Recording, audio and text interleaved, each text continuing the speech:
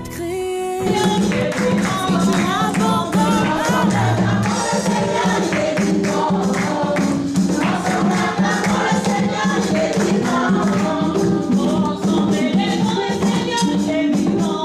Ensemble, le Seigneur, il est vivant. Ensemble, le Seigneur, il est vivant.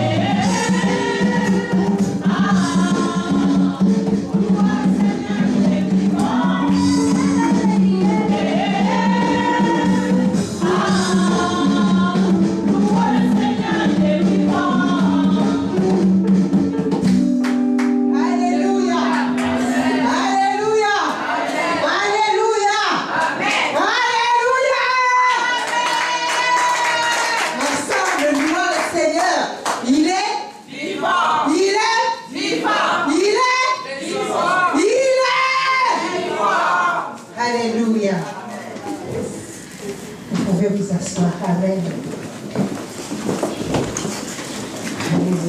le Seigneur, il est vivant. Quelle joie de l'adorer. Alléluia. Voilà, nous allons passer, nous cheminons tout doucement à la parole du Seigneur.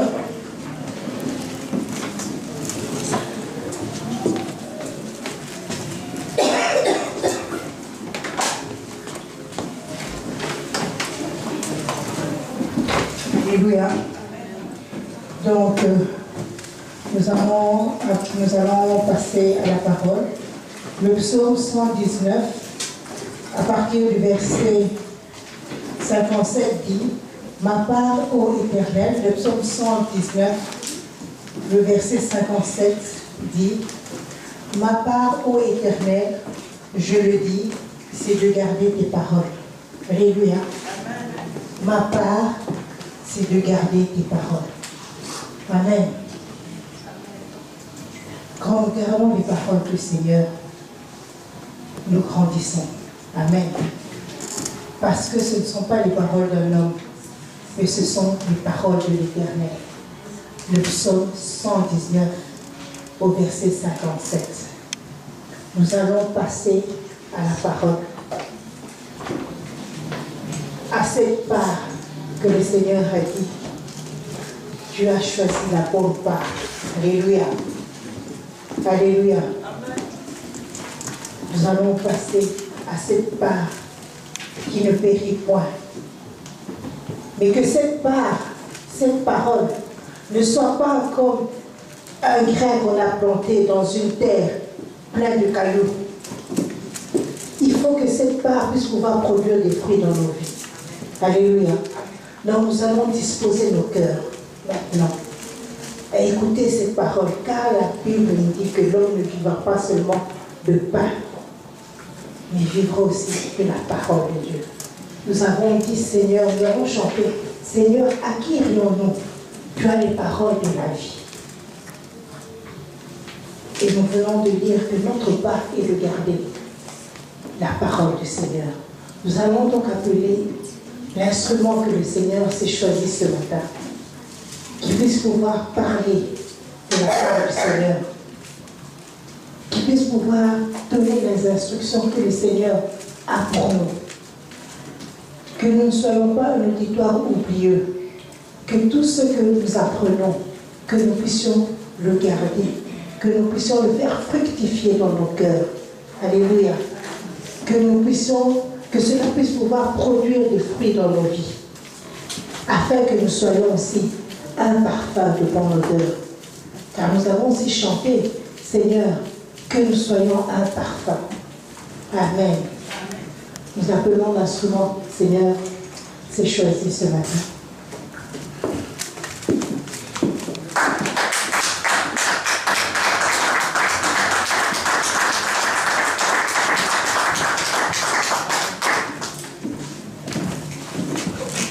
Alléluia. Amen.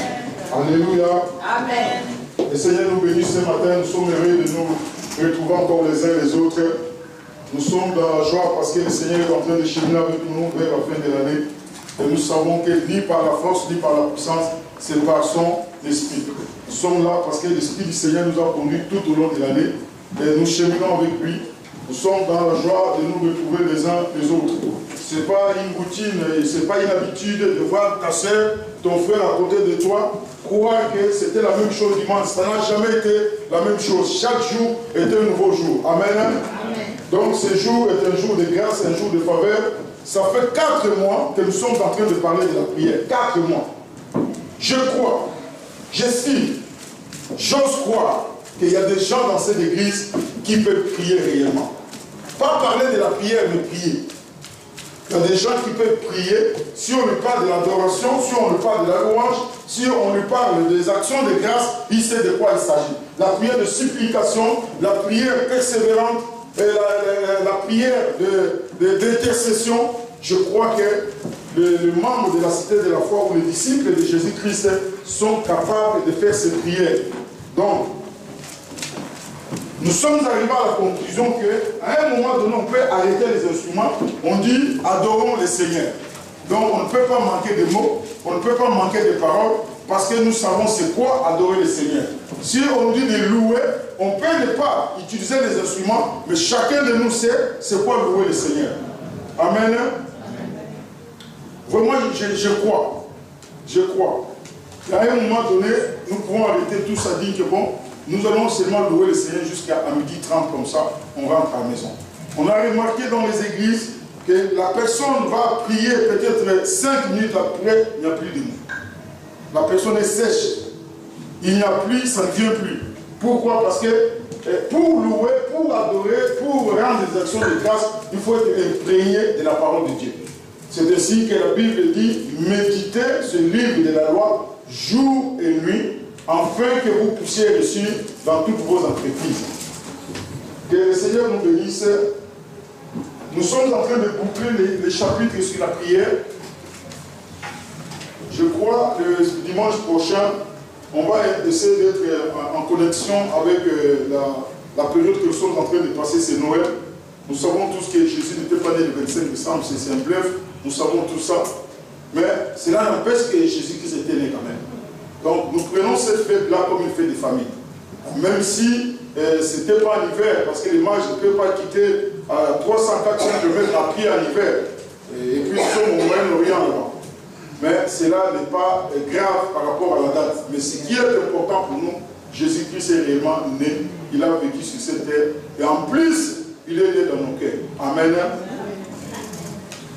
Ce matin, nous voulons parler des obstacles à la prière. La Bible dit une chose. La Bible dit que tout ce que vous demanderez à mon nom, je le ferai. Ça, c'est le Seigneur qui parle. Tout ce que vous demanderez à mon nom, je le ferai.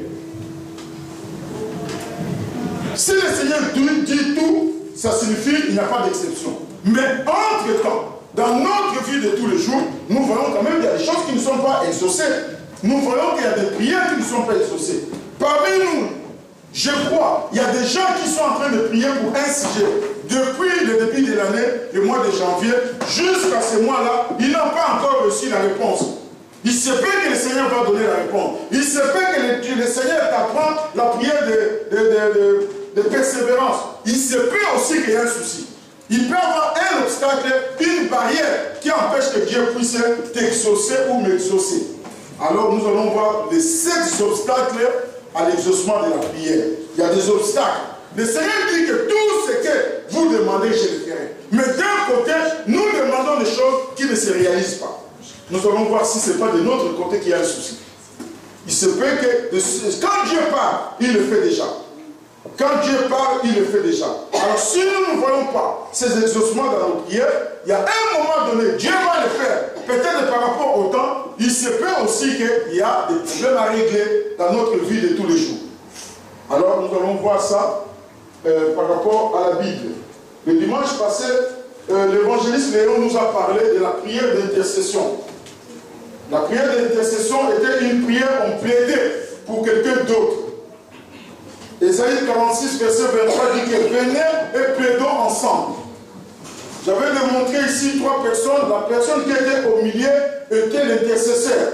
Donc cette personne-là devrait prendre la requête de son ami et la traduire à son Dieu pour dire que Seigneur, je viens demander des choses pour mon ami. Et la personne qui était au milieu, le vrai intercesseur, c'est Jésus. L'évangéliste nous a donné quelles sont les conditions pour être un bon intercesseur. Et je crois que dans toute l'église, nous sommes des intercesseurs. Ce matin, nous voulons apprendre les 7 obstacles à l'exaucement de la prière. Tendre Père, nous te bénissons ce matin. Éternel, que nous puissions baisser, que toi tu puisses être élevé. Nous parlons de ta part, Seigneur, que nous sommes des instruments, Seigneur, ce matin, que nous sommes des canaux, Père éternel, que nous puissions atteindre un cible, que nous puissions atteindre une famille, que nous puissions atteindre un couple, que nous puissions atteindre, Seigneur, une personne.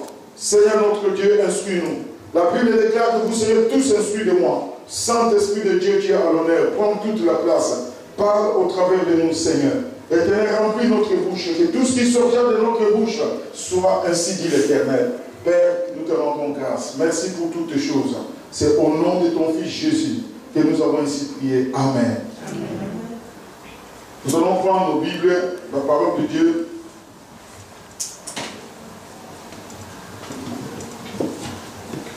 J'ai tout le tableau ici de toutes les prières que nous avons faites.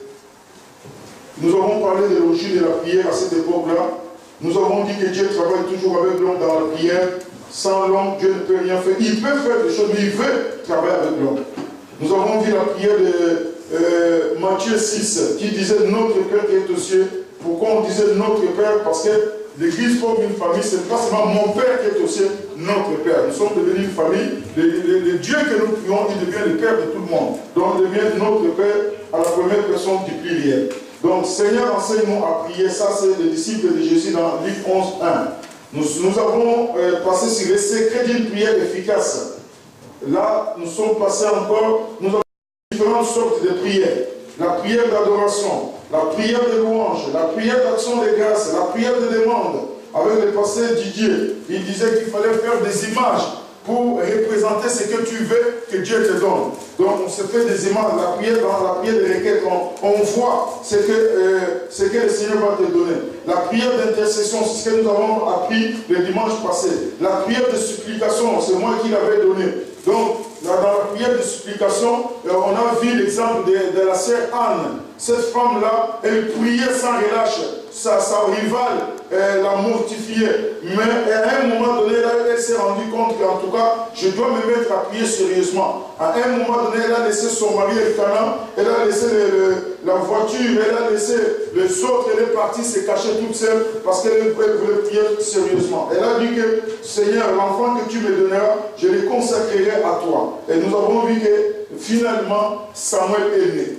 Donc c'est la prière de supplication, on supplie Dieu. Dans cette prière, nous avons vu que la spécialité, c'était qu'il y avait aussi des larmes. Dans Ézéchias, la Bible dit que j'ai entendu ta prière et je vis tes larmes. C'était important que le Seigneur entende la prière d'Ézéchias, en même temps il voit les larmes. Donc c'était ce qui est exprès dans la Bible, dit que non, les larmes aussi. J'ai dit dans cette prière-là qu'il fallait faire attention, tu ne pleures pas pour avoir pitié de toi. Tu pleures parce que Dieu a dit quelque chose, mais comme si le monde de ténèbres a retenu. Tu pleures pour dire que Seigneur, ce n'est pas possible. Mais tu ne pleures pas pour avoir pitié de toi. Si tu as pitié de toi, Dieu ne fonctionne pas. Dieu veut que ses intérêts soient mis au premier plan. Nous avons parlé aussi de la prière d'action de grâce. Cette prière-là consistait à reconnaître que c'est Dieu qui nous donne toutes choses, et quand Dieu nous donne ces choses-là, on rentre, on fait marche, on fait demi-tour, on vient lui dire merci. Ça peut être par un merci, peut-être par des actions de grâce, des choses matérielles, peut-être avec l'argent, peut-être avec des paroles, peut-être avec des dons, avec des cadeaux. parce que Dieu nous a bénis. Quand tu vois la présentation qu'Anne est venue faire à l'église par rapport à Samuel, elle est venue avec des vaches. Quand tu lis 1 Samuel, elle est venue avec des vaches, elle est venue avec des taureaux. Rien que pour présenter un enfant au Seigneur. C'est écrit dans la Bible. Donc, il y a des remerciements qui sont verbaux. Il y a aussi des remerciements qui sont matériels. Donc, dis Seigneur, parce que tu m'as béni, Seigneur, parce que tu m'as gardé, Seigneur, parce que tu m'as donné ceci, cela. Voilà ce que moi je te donne. C'est dans la Bible. Tous ceux qui ont expérimenté ces choses-là dans la Bible, Dieu ne les a pas oubliés. Alors, aujourd'hui, nous allons parler des obstacles, les 7 obstacles à la prière. Sans plus tarder, nous allons prendre le livre de Jacques. Jacques 4, verset 3. L'épître de Jacques, Jacques 4, verset 3. Le sujet de notre message, les 7 obstacles à la prière. Bien-aimés, nous allons vraiment bien suivre cela, parce que ce que tu peux faire, ce que je peux faire. Peut-être tu n'es pas pressé que Dieu exauce ta prière, mais n'oublie pas que toi, tu n'es pas éternel. Nous sommes ici sur la terre pour un laps de temps. Nous avons besoin de profiter aussi de la vie positivement. Mais si maintenant, il y a des choses qui traînent dans nos vies par rapport aux 7 choses que nous allons voir, Dieu n'est pas dedans, parce que Dieu n'est pas pressé, Dieu est éternel. Il n'a ni commencement ni fin. C'est toi et moi qui sommes limités par rapport à notre vie sur la terre. Mais Dieu lui-même n'est pas pressé. Alors, c'est à nous d'arranger certaines choses comme ça, que Dieu puisse trouver des passages pour aller nous bénir. Si nous n'arrangeons pas ces choses-là, des fois nous croyons que la main de l'Éternel est courte, comme les enfants d'Israël croyaient. La main de l'Éternel n'a jamais été courte. Nous allons lire l'épître de Jacques 4, verset 3. La Bible dit, vous demandez et vous ne recevez pas parce que vous demandez mal, dans le but de satisfaire vos passions. Ça c'est la version Louis II. Vous demandez et vous ne recevez pas. On donne la raison parce que vous demandez mal. Comment nous demandons mal? La réponse est dans le but de satisfaire vos passions. Nous allons maintenant dans la version français courant. Et si vous demandez, vous ne recevez pas parce que vos intentions sont mauvaises. Ça c'est la version Louis II. Parce que vos intentions sont mauvaises. Vous voulez tout gaspiller pour vos plaisirs. Cette version-là est plus parlante. Donc, Dieu parle vraiment que vous demandez, vous ne recevez pas, parce que vos intentions sont mauvaises. Vous savez, il y a une différence entre les pensées et les intentions. Ou les intentions et les paroles. Nous pouvons dire des choses, mais les intentions qui sont derrière ces choses. Nous pouvons faire de bonnes choses, même à l'église, mais avec quelle intention? Pour être vie, pour faire ceci, bon, voilà. Il y a des gens qui soutiennent l'œuvre de Dieu dans des églises en général parce qu'ils veulent grimper les échelons de l'église. Ils veulent rester là au sommet et être dans la classe dirigeante. Est-ce que Dieu peut exaucer des prières comme ça? Non. On sert Dieu sans intérêt, avec abnégation. On ne cherche rien du tout parce que Dieu nous a sauvés. Nous voulons simplement les servir. Bien aimé, le premier obstacle à la prière s'appelle un but égoïste. Vous demandez et vous ne recevez pas parce que vous demandez mal dans le but de satisfaire vos passions. C'est dans un but égoïste. Vous savez, demander c'est biblique. Dieu nous a dit demandez et vous recevrez. Cherchez et vous trouverez. Frappez, on vous ouvrira. Ça, c'est Dieu lui-même qui nous recommande de demander. Ce n'est pas un péché de demander, mais dans quel but? Dans quel but nous demandons des choses? Nous pouvons être des voisins, nous pouvons être dans la même rue, nous pouvons être des couples et amis. Ceux-là viennent d'acheter une Audi, qui sait? Les autres là sont avec une Renault 5 de l'ancienne époque. Peut-être que la femme va te scier les portes. Regarde le voisin. Nous allons prier pour que nous aussi, on a une qui sait. Vous croyez que Dieu peut exaucer cette prière-là? Parce que les intentions sont mauvaises.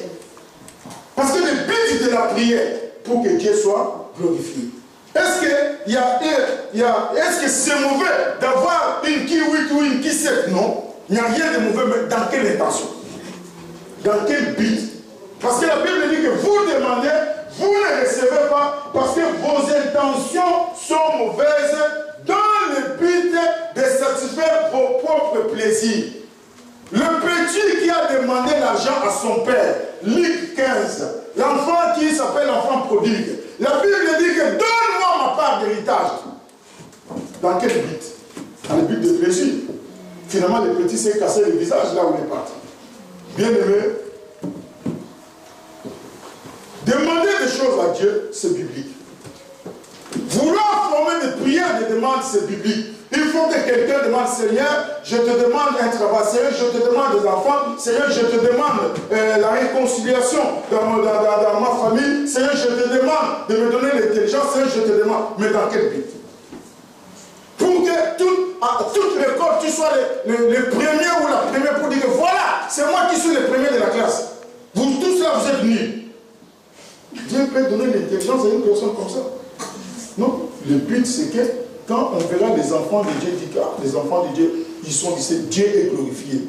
On voit même la richesse dans nos vies, elle n'est pas pour se pavaner. La richesse dans nos vies, elle n'est pas pour dire que voilà, tous les autres sont nuls, mais voici je suis là. Non.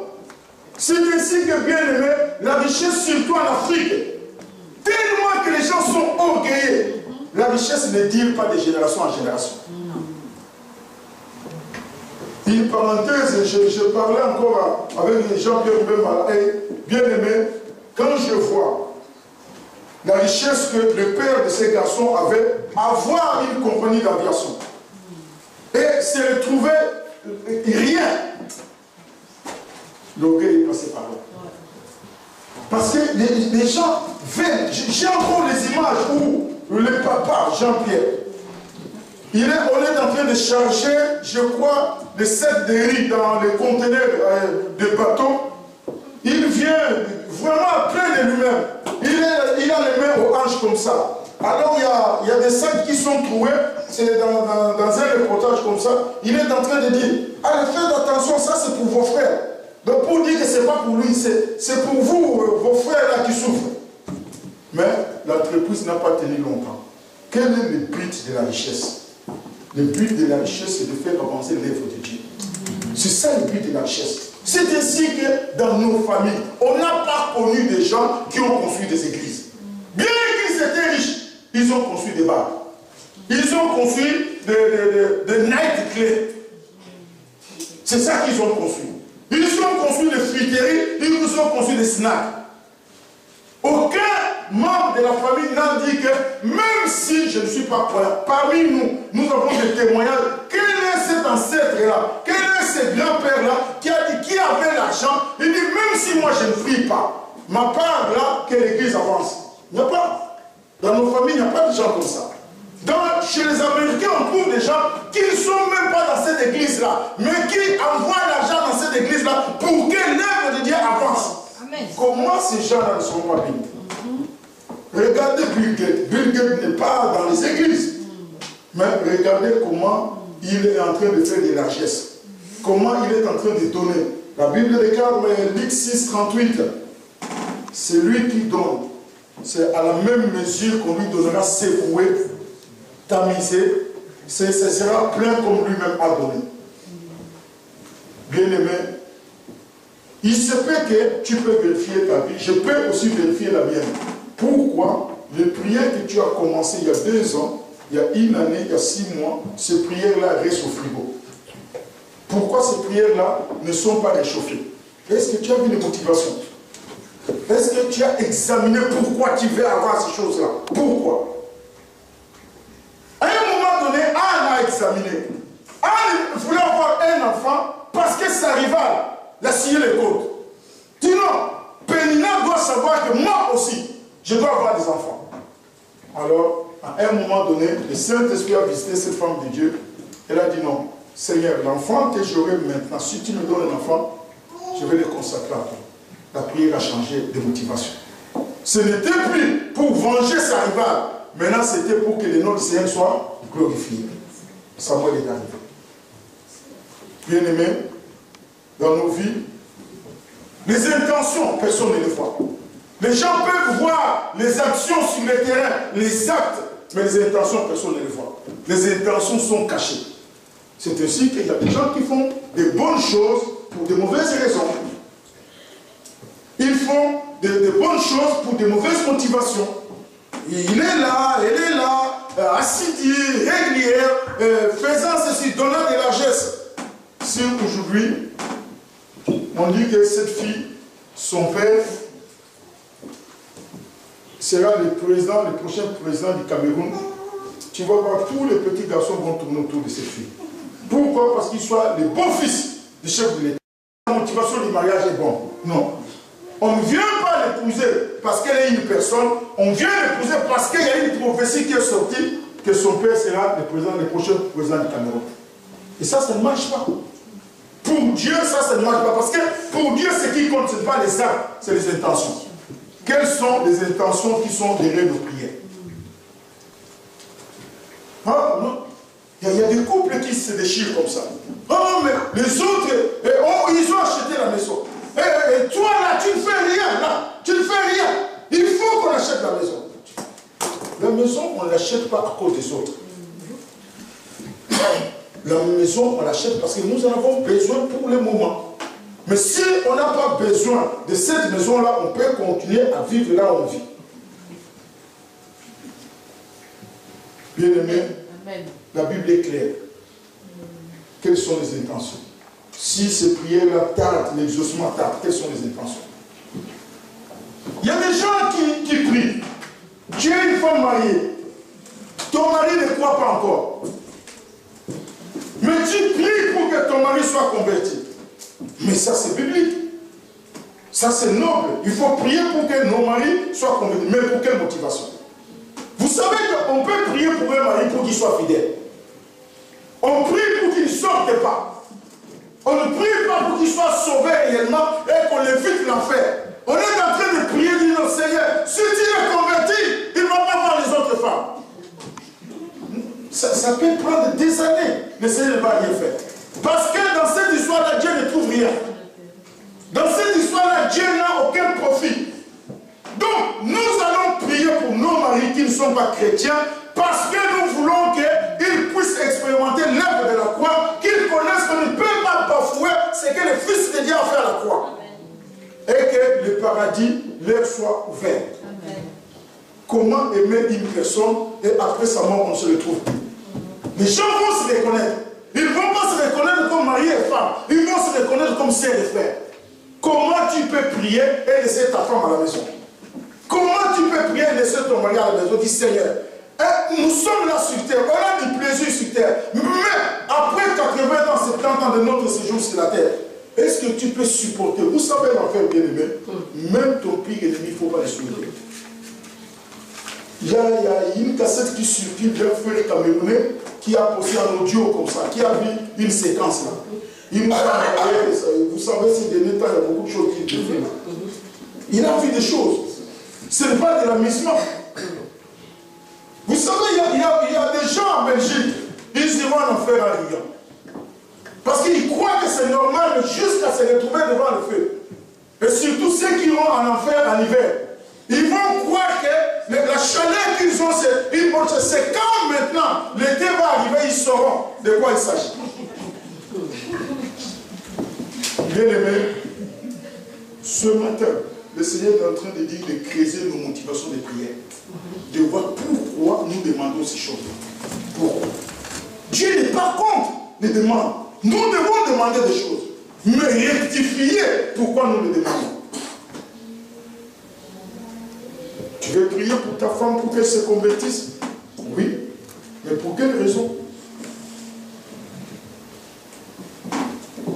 Jacques dit que vous demandez, vous ne recevez pas parce que vous avez de mauvaises motivations. Nous allons avancer.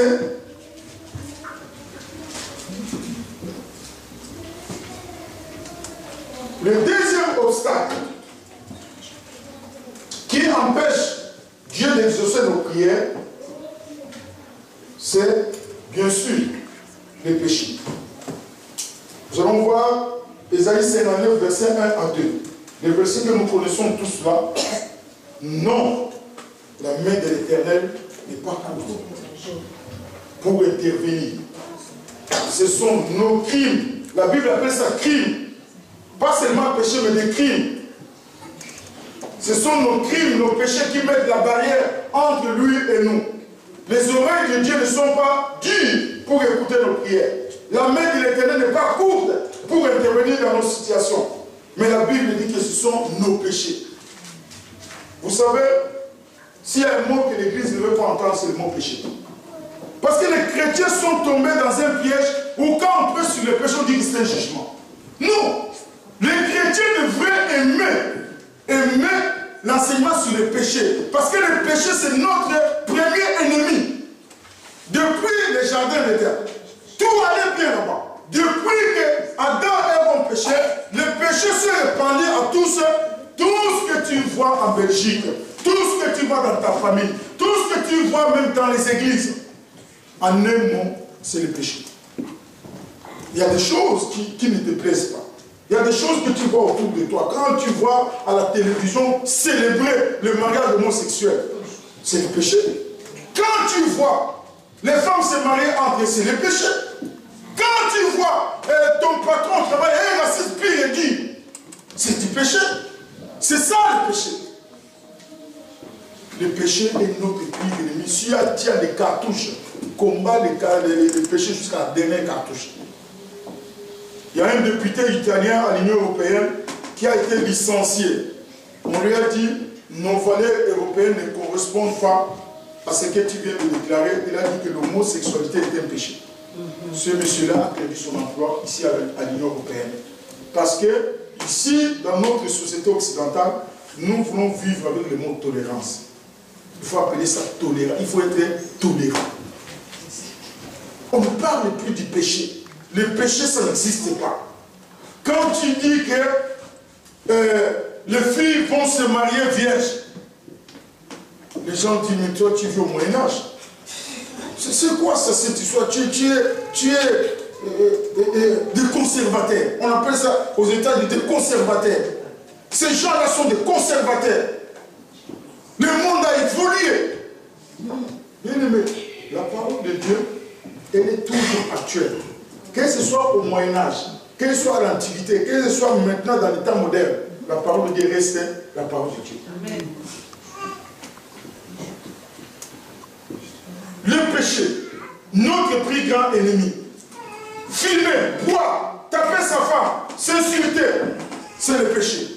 L'égoïsme, la vengeance, l'avarice, aimer l'argent, c'est le péché. Bien aimé, je circule, j'entends des couples, je vois des choses. Mais le monde est pourri. Bien aimé, sans Jésus te conduise, c'est dégâts sur dégâts. Deux fois dans la même famille, deux fois dans le même couple, des fois dans la même église. Le péché, ce n'est pas quelque chose qu'il faut traiter à la légère. Les péchés, il faut les traiter avec vraiment la dernière énergie. C'est quoi le péché, par définition? Le péché, c'est la transgression de la loi. 1 Jean 3, 4. Le péché, c'est la transgression de la loi. Tout ce que Dieu dit dans la Bible, c'est la loi. Parce que nous avons un roi, nous avons un royaume. Notre Dieu est un roi, il a un royaume. Et dans ce royaume, il y a des lois. Si la Bible dit que pardonner ceux qui t'ont fait du mal, c'est une loi. Ne pas obéir à cette loi du pardon, ça s'appelle le péché. La Bible dit que chercher à faire le bien à tous.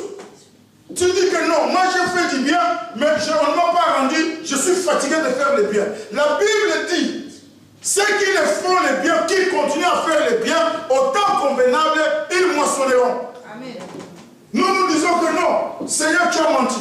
Moi j'ai fait beaucoup de bien, mais je n'ai pas eu en retour. Donc nous sommes tombés dans le péché.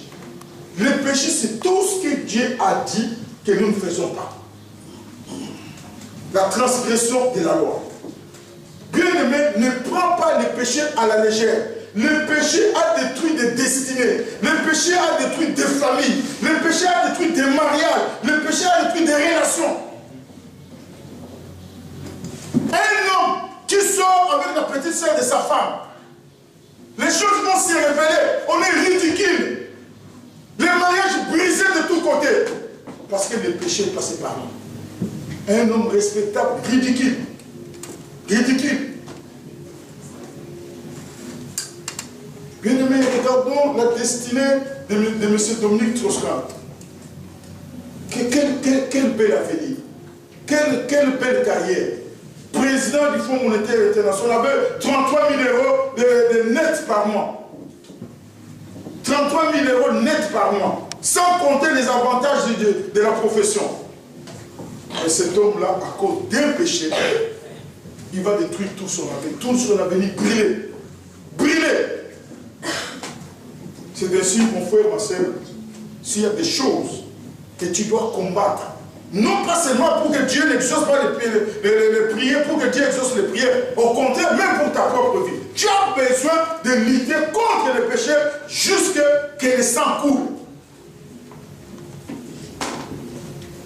Ne prends pas les péchés à la légère. Les péchés, c'est une bombe. Il peut exploser à tout moment. Ta vie est en miettes. Parce que tu n'as pas su gérer ce qu'on appelle les péchés. La Bible déclare que votre corps est le temple du Saint-Esprit. Pour les célibataires. La Bible déclare que le mariage soit honoré de tous pour les mariés. Mais les gens sont en train de se tromper aux filles et aussi. Oui, moi je l'ai fait parce que toi aussi tu l'as fait. Tu te dis que je suis sur la planète de Mars ou bien je suis sur la Terre. Une femme qui le dit comme ça, sans. Non, je dis non, c'est pas possible, j'aime bien entendre pas. Bien aimé, ce que le diable enlèvera dans ta vie, si tu persévères dans les péchés, il va enlever ce qu'on appelle la honte. La honte est une soupape de sécurité pour que nous puissions nous abstenir de beaucoup de choses. Mais quand tu n'as plus honte dans la vie, c'est fini. Là, tu pars tout droit. Tout droit, salut les dégâts. Il y a un moment donné de notre vie, la honte peut te protéger. Mais si tu n'as plus la honte avec toi, bien aimé, sache que le Satan a déjà enlevé ce qui devait te protéger. Les gens doivent avoir la pudeur. Les gens doivent faire la différence. Qui est qui? Celui qui n'est pas ta femme n'est pas ta femme. Celui qui n'est pas ton mari n'est pas ton mari. Les enfants, ça doivent savoir que ce n'est pas...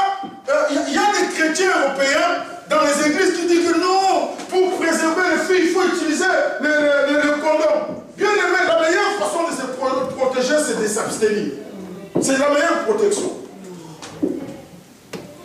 Les célibataires ne sont pas censés avoir des hommes dans leur vie. Les mariés ne sont pas censés d'aller voir ailleurs dans leur vie. C'est ça l'évangile. C'est ça l'évangile, la bonne nouvelle. Alors la société veut nous faire croire que les choses là sont révolues. C'est les choses du Moyen-Âge. Ça ne sert plus à rien. Regardez les dégâts qui sont à Bruxelles dans les réseaux sociaux. Regardez dans les réseaux sociaux comment les choses circulent maintenant. Par rapport aux églises, par rapport au passé. Personne, on n'a même pas confiance de te laisser. Et toi, c'est qui le pasteur? Tu viens dans cette maison, oui. Et on te laisse la femme d'autrui comme ça. Donc un pasteur devient comme un danger public. Quelqu'un qui devrait sauver le couple, mais il devient comme un danger public. Personne ne te fait confiance. Même ceux qui sont vrais, et maintenant ils sont discrédités. On fait comment?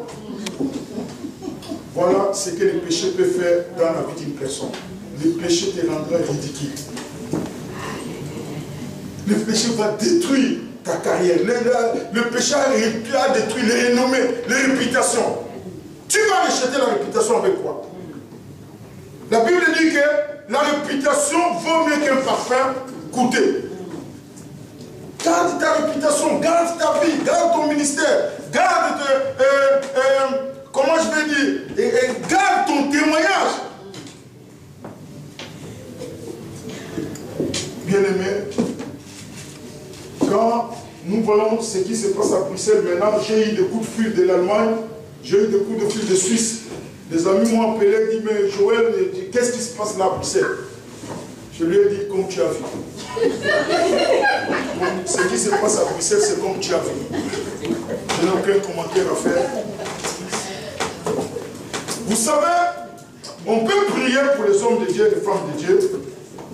Deux fois, il y a des situations qui sont en train d'arriver pour seulement démasquer les faux serviteurs de Dieu.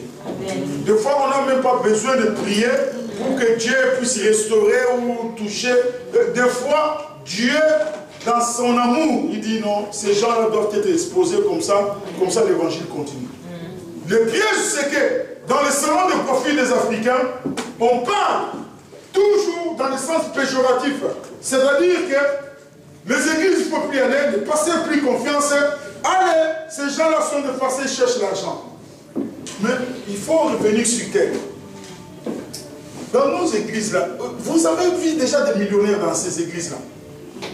En Nouvelle-Jérusalem, ICC, EIB, les eaux vives, et ici, les rochers. Vous avez déjà vu des millionnaires dans nos églises. Ils sont déjà, ils n'ont rien. Nous parlons de Jésus. Nous parlons de la vie éternelle. Nous ne parlons pas de nous donner l'argent parce que vous n'en avez pas. Quel argent les gens ont dans les églises? Les gens n'ont pas d'argent. Nous parlons du royaume de Dieu. Nous parlons de l'enfer et du paradis. Ici sur la terre, gagne ce que tu peux gagner. 70, 80 ans après, nous allons tous laisser ces choses-là pour repartir.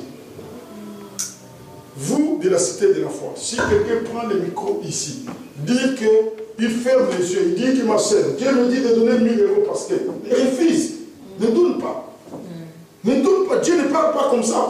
Dieu n'a pas besoin de l'argent pour faire des choses comme ça. L'argent que Dieu nous demande dans les dîmes et les offrandes, Dieu est en train de nous appeler, de nous enseigner la loi des semailles et des moissons. Mais à part ça, s'il y a un homme de Dieu qui vient ici, moi je préfère quelqu'un qui utilise ce qui est dans la Bible, dit que demandez-vous recevrez. Bien aimé, comme vous me voyez là, je n'ai pas l'argent, c'est lui qui a dit « tu me donnes ». Ça c'est biblique.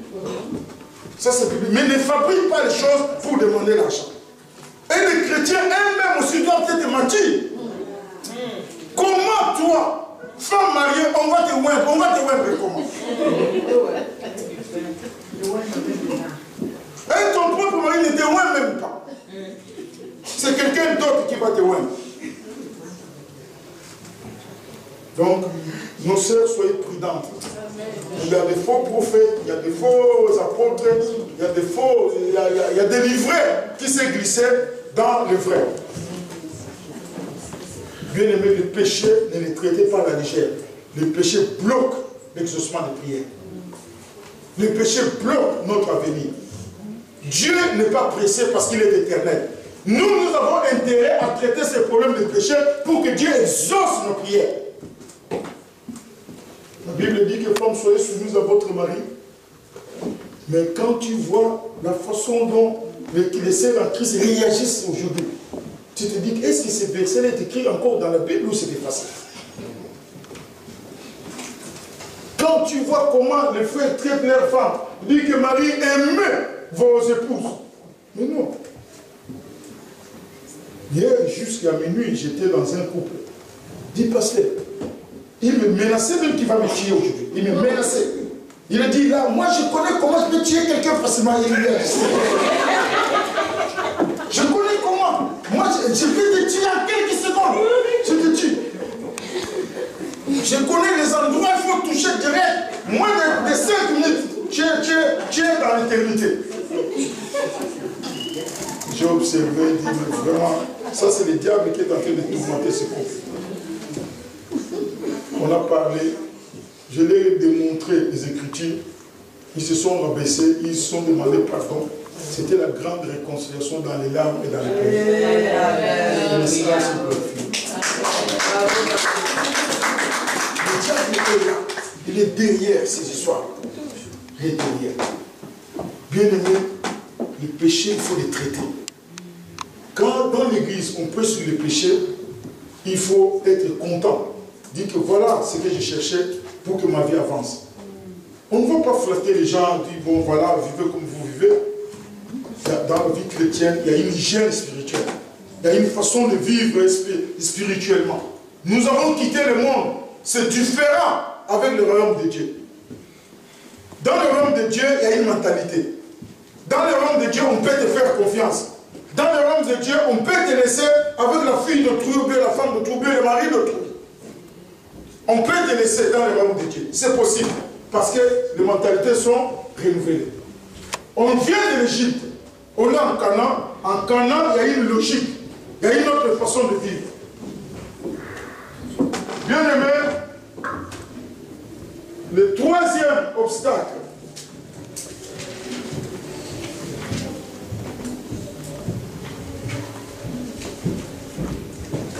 Et le péché, avant de passer au troisième obstacle, le péché touche directement Dieu. En fait, le péché, c'est un acte de rébellion, une déclaration de guerre à l'égard du Seigneur. Ceux qui écrivent cette phrase-là, tu vas te rappeler toujours que le péché est un acte de rébellion. Donc, la rébellion n'est pas seulement en Syrie, où on voit à l'Ève tout ça, la rébellion aussi c'est dans nos cœurs. Quand tu n'obéis pas à Dieu, tu es rebelle. La rébellion est en toi. La Bible dit que le péché est un acte de rébellion, c'est une déclaration de guerre à l'égard du Seigneur. Dis que Seigneur, tu as dit ça, moi je ne veux pas le faire, je veux voir ce que tu vas me faire. C'est ça en fait.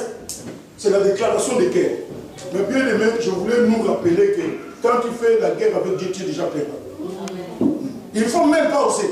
Tu n'as même pas les moyens. Il est l'Éternel des armées.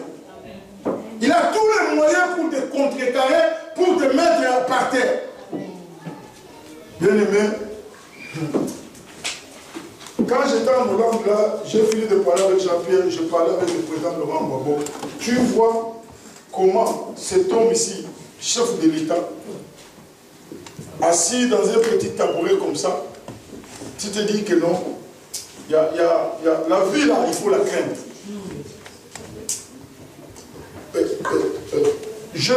On ne peut même pas parler, moi, Joël et le président Laurent Gbagbo, on le présente, que ça c'est le pasteur Joël, le président se met debout.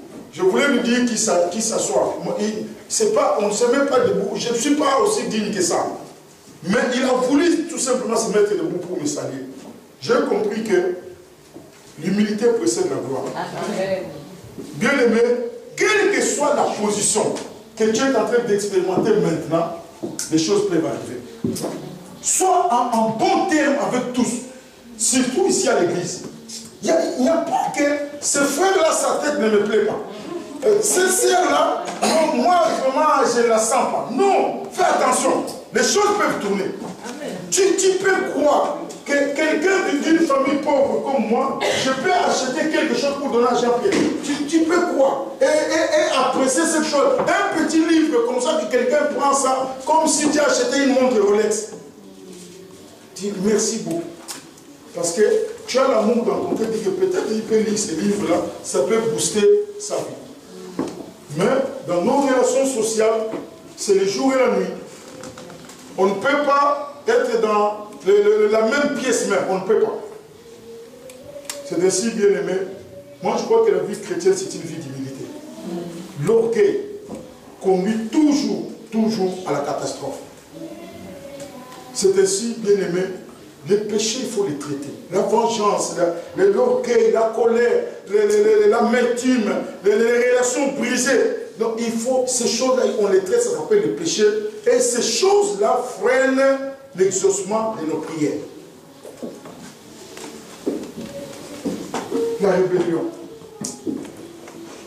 Le péché, le mot grec ou le mot hébreu qui signifie péché, signifie manquer le but. Tu sais, quand tu as une flèche en Afrique, là, on lance une flèche pour que la flèche puisse atteindre le but. Mais le péché, par définition, signifie manquer le but. C'est-à-dire, au lieu que la flèche puisse aller là où elle devrait toucher le but, non, la flèche défie. C'est-à-dire, le péché nous fait manquer le but pour lequel Dieu nous envoie sur la terre. Au lieu que cette personne, une personne qui est destinée au mariage normal, elle vit dans la fornication. Alors elle manque le but. Le but maintenant, Dieu savait qu'en 2016, cette personne-là devrait se marier. En même temps, cette personne a un copain. Mais Dieu, elle va manquer le but.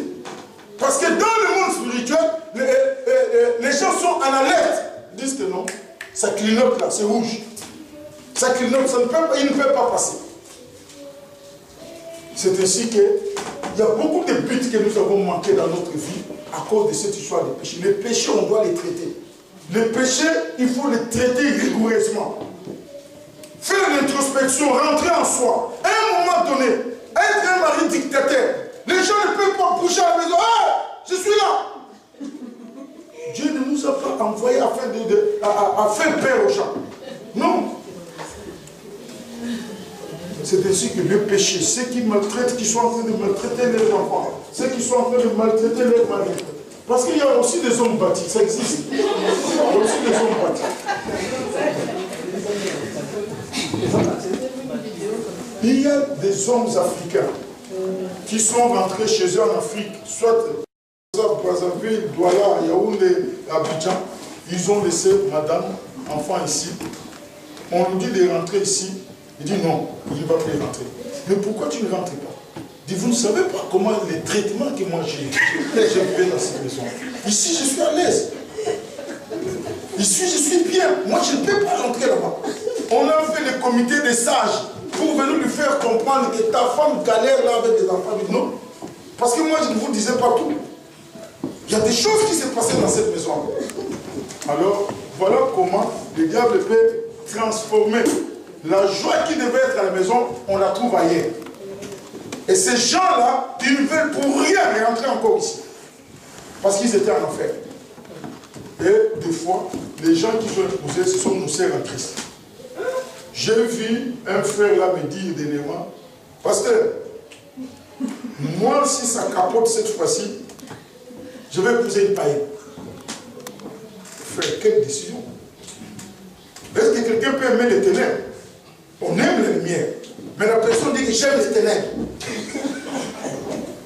Parce que les ténèbres sont bien même des fois que la lumière. Il dit non, ça n'existe pas ça. Comment quelqu'un peut prendre la décision qu'un jour, si ça ne marchait pas dans son couple, cette fois-ci, il va épouser une païenne? Parce que les sœurs en Christ là, elles sont difficiles. Je ne crois pas. Je crois que quelqu'un qui a Jésus avec lui, il sait être une bénédiction dans la maison. Bien-aimés, le problème du péché, c'est un problème capital. Quand on les traite depuis Adam et Ève, Jésus l'a traité, il a pris nos péchés à la croix, il est devenu péché pour nous, au point même que, du fait que Jésus a pris le péché, nos péchés, la Bible dit que Dieu le Père n'allait plus regarder. La Bible dit que mon Père, non, mon Dieu, pourquoi m'as-tu abandonné? Dieu abandonne son fils à la croix à cause, pas du péché qu'il a commis, à cause de nos péchés à nous. Regardez la rigueur de Dieu. Même son propre fils, il ne peut pas le recevoir parce que maintenant, le regard qu'il a sur lui, c'est le regard du péché du monde. Vous savez, c'est pourquoi Jésus n'a pas dit mon Père, pourquoi tu m'as abandonné? Il a dit mon Dieu, mon Dieu. C'est-à-dire, en ce moment-là, quand nous sommes dans le péché, on ne peut pas appeler Dieu Père. Ça ne marche pas. On l'appelle Dieu comme tout le monde. Même les musulmans appellent Allah Dieu. Mais quand il s'agit de Père, il faut régler la situation. C'est là où Jésus ne pouvait pas dire que mon Père, comment m'as-tu abandonné? Mon Dieu, mon Dieu. Parce que les problèmes du péché, il faut les régler. Mais quand maintenant, il a résolu le problème du péché, il va rendre l'âme. La dernière phrase, Père, je remets mon esprit. Parce que le problème du péché a été résolu. Je peux encore appeler mon Dieu Père maintenant. Père, je remets mon esprit. Je peux maintenant mourir. Bien-aimé, ne joue pas avec le péché. Tu peux être une femme mariée chrétienne, tu peux être un homme marié chrétien, tout peut arriver. Tu es en train de jouer avec ton couple. Tout peut arriver.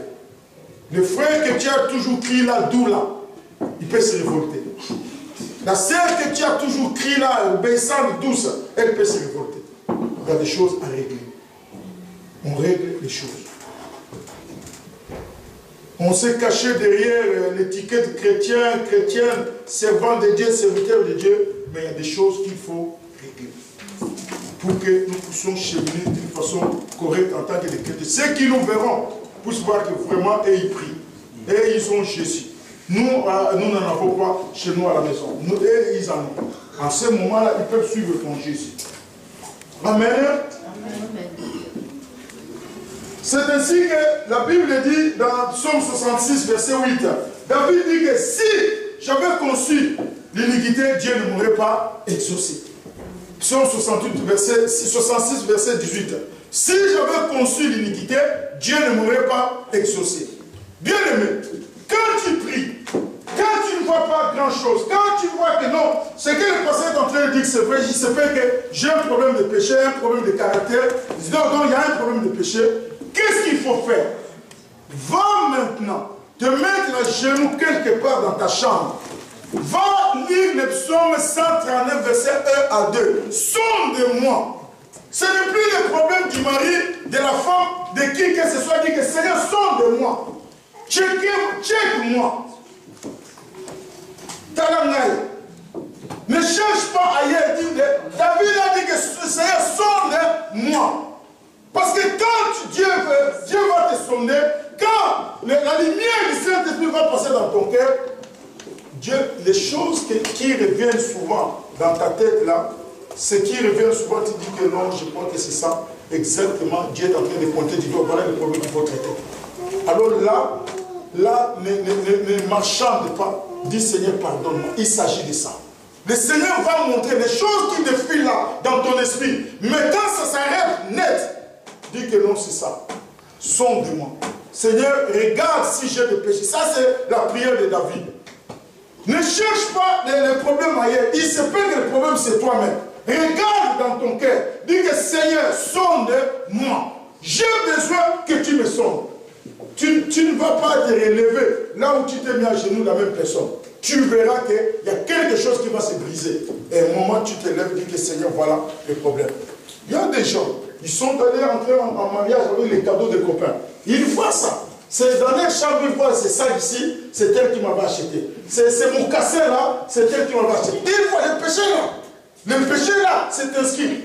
Alors, à un moment donné, tu pries, mais tu vas avec le sac. Le sac, il est là. Qu'est-ce que tu fais? Va enlever ce sac-là, s'il faut les jeter, jette-les. Résoudre le problème. Tu as emmené un feu étranger à la maison. Les beaux habits là. Tu te dis que non, ça a coûté cher, je ne peux pas jeter. Dieu aussi n'est pas pressé. Les prières seront toujours bloquées comme ça jusqu'à ce que tu puisses donner la solution. Il y a des habits que tu dois mettre au petit rien dehors. Parce que tu sais comment tu les as. Les choses peuvent être bloquées comme ça parce qu'il y a des soucis. Le troisième obstacle à la prière, ça s'appelle, nous allons lire Ézéchiel 14, verset 3. Ézéchiel 14, verset 3. C'est le troisième obstacle. Ce qui peut empêcher nos prières d'être exaucées.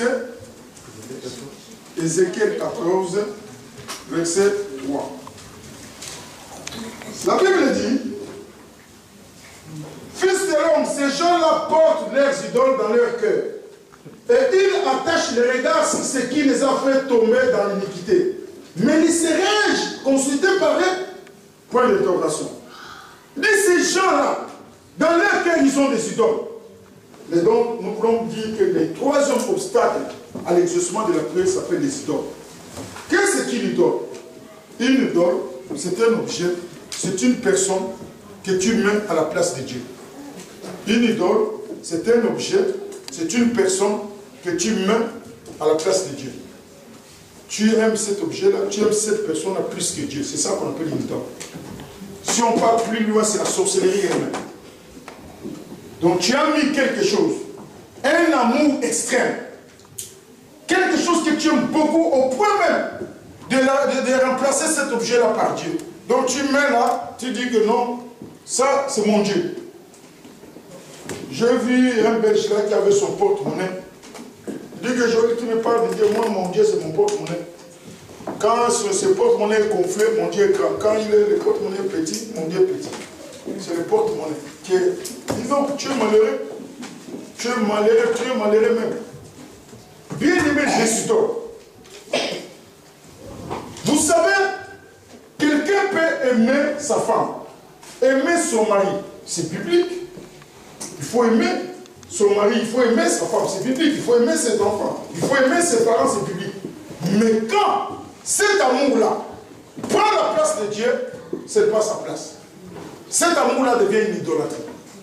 On aime son mari, on aime sa femme, mais le top des tops, c'est Dieu lui-même. Ne remplace jamais. Comment tu vas remarquer que tu aimes ton mari ou ton fiancé plus que Dieu? C'est quand tu ne peux pas, il n'est pas là, tu ne peux pas manger. C'est là où tu as compris que non, il est où? Il est où? Moi, je ne veux pas comme ça. Moi, je n'aime pas comme ça. Donc, comprends. Mange seulement, mange, il viendra manger. Les gens qui sont fiancés là, quand le fiancé n'appelle pas, la personne est malade. C'est-à-dire là, c'est une idolâtrie. Et même ce mariage-là ne va pas aboutir. Parce que s'il n'appelle pas, il n'a pas appelé. Suppose dans la tête qu'il n'a pas d'unité, il n'a pas de carte. Continue ton chemin. Il va appeler. Mais quand la personne reste figée là-bas, il change de comportement parce qu'on n'a pas appelé, c'est qu'il y a un problème. C'est comme ça que ces gens-là qui sont fiancés, finalement, ils ne vont pas se marier. Vous croyez que aimer une personne est mauvaise? Non. C'est l'aimer au point de les remplacer par Dieu qui est mauvais. Dieu nous dit d'aimer nos épouses. Dieu nous dit d'aimer nos maris. Vous savez, les enfants pour les mamans peuvent être de l'idolâtrie. Tout, c'est mon enfant, mon bébé, mon chouchou, mon cœur. On ne peut même pas toucher, on ne touche pas, on ne touche pas. Comment ça? Les tontons qui sont là, les tantines qui sont là peuvent aussi compléter l'éducation. Mais tu dis ne touche pas. Touche pas, il ne faut pas toucher. S'il y a un problème, c'est à moi d'abord qu'il faut dire. On ne touche pas là-bas. Ce n'est pas loin de l'idolâtrie. Aimer ses enfants, c'est légitime. Mais ne les donnez pas la place qui revient à Dieu. Ne les donnez pas cette place-là. Ne donnez à personne la place qui revient à Dieu. L'idolâtrie peut être la réputation. On est là, on est en train de protéger sa réputation. Je ne veux pas qu'on me mette dans la boue. Laisse les choses. Dieu lui-même prendra soin de toi. La renommée, la fonction. Qu'est-ce que tu fais dans la vie? C'est moi, le président, directeur général de Belcacom. Tu ne me connais pas? Tu n'as pas entendu parler de moi ici dans l'entreprise? Donc cette personne-là, c'est difficile. Parce que sa fonction est devenue Dieu. C'est ainsi que dès que tu l'offenses là, tu es vieux. Sans état d'âme, tu es vieux, on ne peut même pas te voir. Tu ne me connais pas ici, on ne t'a pas dit qui je suis. Alors, la fonction là, au départ, elle n'était pas mauvaise. La Bible dit que l'élévation ne vient ni de l'Orient, ni de l'Occident. C'est Dieu qui met les gens là-bas. Mais malheureusement, la personne a pris la fonction là, elle est devenue Dieu. On ne touche pas là-bas. Ta fonction, qu'est-ce que tu fais dans la vie? Moi, je suis infirmier diplômé, des diplômes d'infirmière. Mais la façon de parler, on sent quand même que non, là, il y a une idolâtrie dans cette fonction-là. Qu'est-ce que tu docteur? Oui, c'est bien. Moi, je suis le médecin général de l'hôpital des enfants Réal Fabiola. Tu ne me connais pas? Ma carte est là, directement. Alors, les chrétiens sont des gens qui savent qui mettre et où les mettre. Tu dois mettre Dieu à la place qu'il faut et mettre les gens que tu aimes à la place qu'il leur faut. Donc, ne renversez pas. Dès que nous renversons, les prières sont bloquées. Il se peut que ce ne sont pas des péchés que tu peux croire, tu es allé faire ceci, cela. Il se peut de rien que pour ça. Parce que l'idolâtrie est entrée dans ton cœur. Aimer les enfants plus que Dieu, aimer les maris plus que Dieu, aimer les enfants plus que Dieu, aimer la femme plus que Dieu. Continue à aimer ta femme, mais quelle est sa place là où elle doit avoir? Place Dieu à sa place. La place de Dieu est indiscutable. On ne peut même pas se disputer, ce n'est pas la démocratie, c'est la théocratie. C'est Dieu qui règne. Alors, la prière d'une personne peut être bloquée à cause seulement de ça. Pendant des années, tu pries, ça ne marche pas. Laisse les enfants, Dieu va les protéger. Laisse les maris, laisse la femme, et Dieu va la protéger. On dit, tu es où? Les gens sont comme harcelés. C'est-à-dire que cette personne ne s'est pas concentrée pour Dieu. Elle est concentrée pour son mari ou concentrée pour sa femme.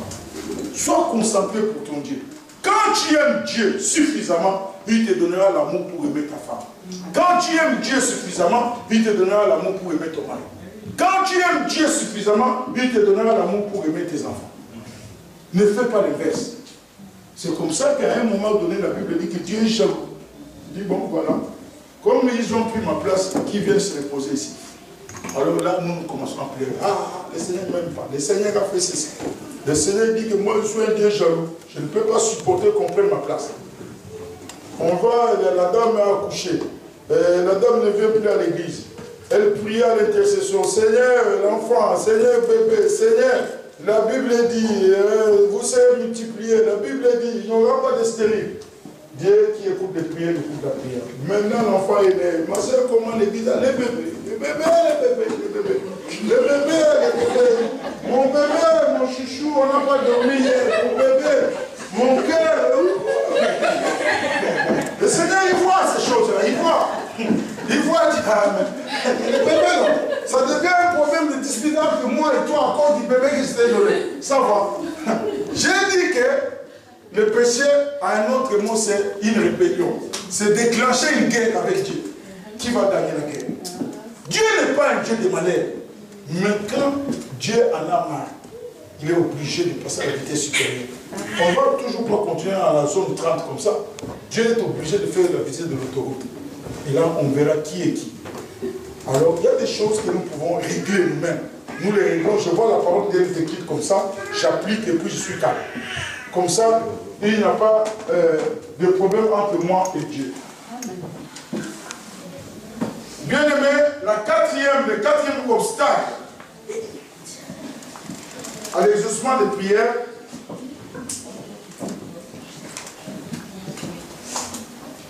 même au niveau de l'idolâtrie, aussi faire passer les intérêts de Dieu avant ses propres intérêts. Donc faire passer ses propres intérêts avant les intérêts de Dieu. C'est-à-dire, l'église est en train de demander 30 € pour le supplément du loyer, mais toi tu regardes que non, mon costume là, il doit aller au pressing. Donc tes intérêts sont passés avant les intérêts de Dieu. Entre-temps, la chose que tu as fait n'est pas comme un péché. Mais le Seigneur lui voit les choses.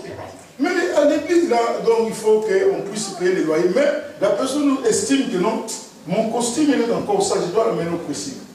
Donc entre le costume, l'amener au pressing et faire avancer le royaume, la personne dit non, en toi on doit nettoyer mon costume. Non, mon frère. Dieu est Dieu. Laissons Dieu être à sa place. Il y a des choses comme ça, quand tu le fais, Dieu peut te dire que prends un verre, donne à un frère, prends un verre, donne à une sœur. Tu discutes. Le Seigneur, lui, sait que quand tu dois lui donner, lui-même sait comment il va te donner des fois plus que ça. Il sait comment il va te donner. Mais toi, tu dis que non, Seigneur, tu ne m'as pas vu que je n'ai seulement 20 €. Je veux, ça, c'est ma propre, c'est la voix du diable au nom de Jésus. Allez, cette voix qui parle à moi, tais-toi au nom de Jésus. Parce qu'on croit que c'est le diable qui parle, parce qu'il s'agit de l'argent. Bien aimé, nous passons maintenant au quatrième obstacle. C'est écrit dans Proverbe 21, verset 13. Proverbe 21, verset 13. Ça, c'est le quatrième obstacle à l'exaucement de notre corps. Ne prends pas ça comme de la récitation. Examine ta vie sérieusement par rapport à toutes ces choses-là que nous sommes en train de libérer. Parce que tu ne peux pas continuer à vivre dans l'échec. Dieu ne t'a pas créé, il ne m'a pas créé pour vivre toujours dans les échecs ou dans les non-accomplissements. Il faut que nous arrivions aussi à nous réjouir de la vie que Dieu nous a donnée sur la terre. Alors Dieu donne cet enseignement pour que nous ne puissions pas toujours vivre dans l'échec. Proverbe 21, verset 13. La Bible dit, celui qui ferme son oreille au cri du pauvre, criera lui-même et n'aura point de réponse.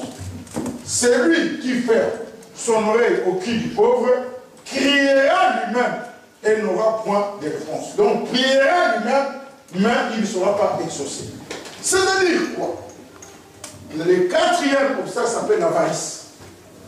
L'avarice, c'est le manque de libéralité à l'égard des pauvres et à l'égard de l'œuvre de Dieu. L'avarice, Proverbe 21, verset 13. Celui qui crie n'écoute pas le pauvre quand il crie, lui-même criera. Personne ne l'écoutera. On est dans la même maison, on est dans la même église. Mon frère, tu peux me donner 5 euros, je vais prendre le tour. Je n'ai rien. Avant même que la femme te dise, je n'ai rien.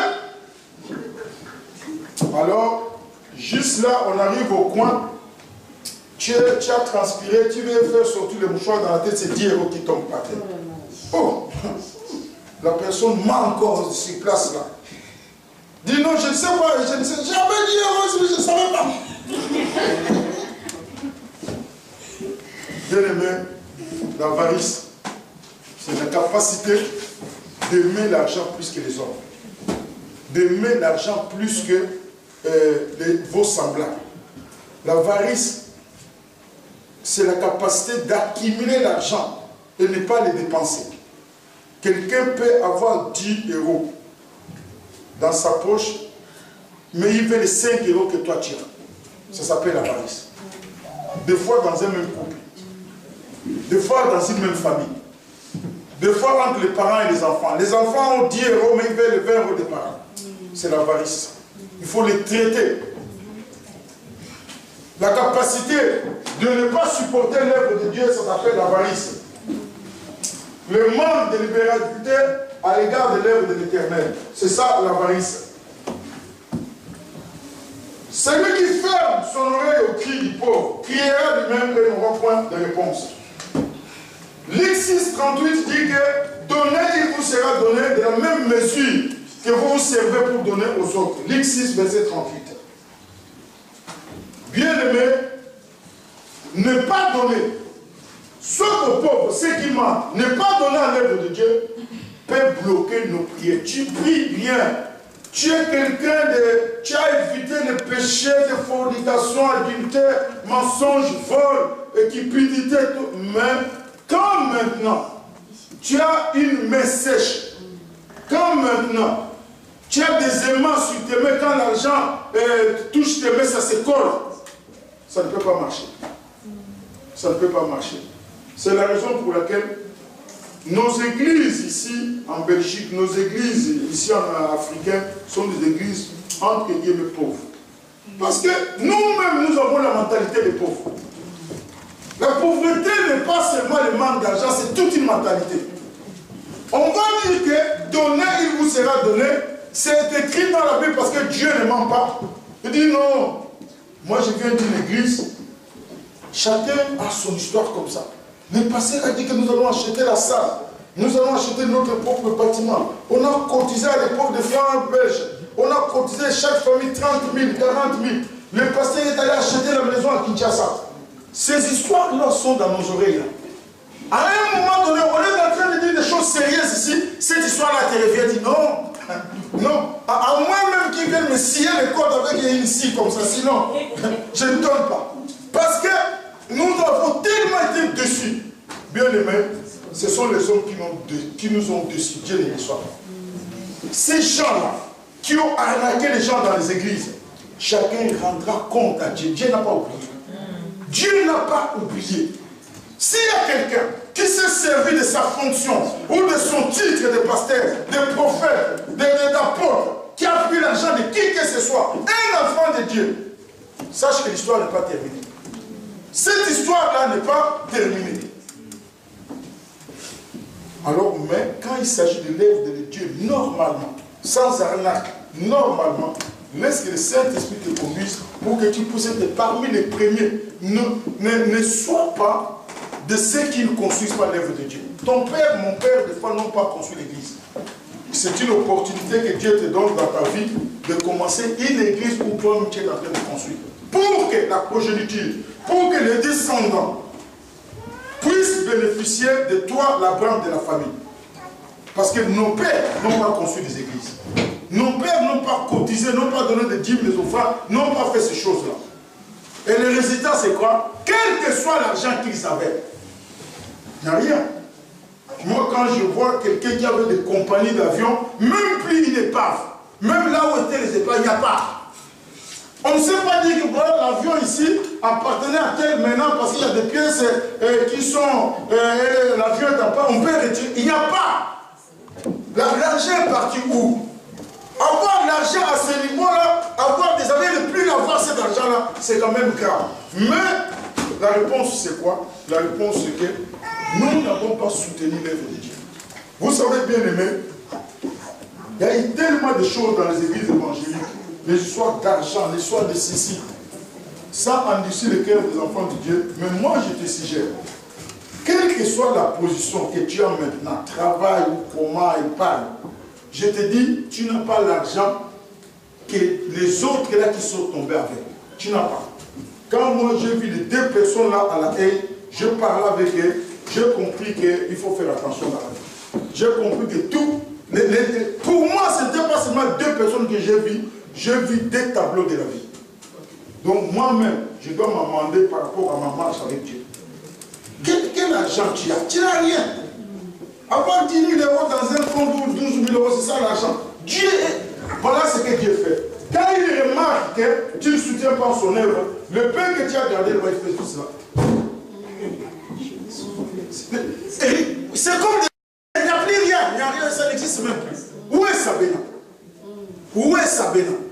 Vous croyez que les gens qui travaillent à Sabena, ils payaient la dîme? Vous croyez que le PDG de Sabena était chrétien? On peut donner des explications économiques, on peut donner des explications des spécialistes. Mais la réponse vraie, c'est que les gens, quand ils ont l'argent, ils ne tiennent pas compte de à qui appartient l'argent. L'or et l'argent appartiennent à Dieu. C'est ainsi que qui que ce soit, le jour de l'enterrement, quel que soit le degré de ta fortune, on ne te met même pas un sou. Parce que l'or et l'argent appartiennent à Dieu. Tu as trouvé l'argent sur la terre, tu dois le laisser sur la terre. Aucune personne. Aucune personne. Alors, on est dans une église comme ça, on a enseigné sur les offrandes, sur les dîmes. Alors, c'est comme si c'est rien. Il n'y a personne qui te maudit. La Bible dit, la désobéissance est plus que la divination. En fait, ça signifie quoi? La désobéissance signifie la sorcellerie. On ne peut pas laisser l'œuvre de Dieu couler parce qu'on n'a pas l'argent. Non, l'argent, nous l'avons. Nous l'avons. Bien aimé d'avarice. Nous allons prier pour ces démons d'avarice qu'ils quittent nos vies au nom de Jésus. Philippiens 4, 19, la Bible dit que mon Dieu, ça c'est Paul qui parle aux chrétiens philippiens, mon Dieu pourvoira à tous vos besoins avec gloire en Jésus-Christ. Cette promesse-là, nous la connaissons. Mon Dieu pourvoira à tous vos besoins avec gloire en Jésus-Christ. Mais cette promesse-là est arrivée quand? Cette promesse-là est arrivée parce que l'église-là de Philippe a envoyé des libéralités à Paul, à l'église de Jérusalem. C'est ainsi que la réponse, c'est que comme vous avez fait ces gestes-là, mon Dieu pourvoira à tous vos besoins selon sa richesse en Jésus-Christ. Tu ne peux pas proclamer Philippiens 4 et 19 au moment où tu n'as rien fait. Ce verset-là est toujours accompagné parce que tu as fait quelque chose. Dis Seigneur, le pain que j'avais, j'ai mis dans l'œuvre de l'Éternel, mais toi tu m'as dit, tu pourvoiras à tous mes besoins selon ta richesse en Jésus-Christ. Sinon, ce verset-là, nous allons les citer comme ça gratuitement, ça n'aura pas des effets. Ils ont donné quelque chose dans l'église, en même temps l'apôtre Paul a libéré cette phrase-là. La promesse est que comme vous l'avez fait comme ça, mon Dieu que je sers va pouvoir à vos besoins. La libéralité. Cinquième obstacle. C'est écrit dans Marc 11, verset 25. Nous allons aller très vite, qu'on ne puisse pas diviser cet enseignement en deux.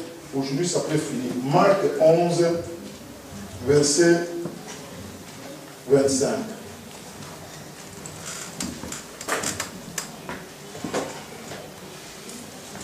La Bible dit, et lorsque vous êtes debout, faisant votre prière, si vous avez quelque chose contre quelqu'un, pardonnez.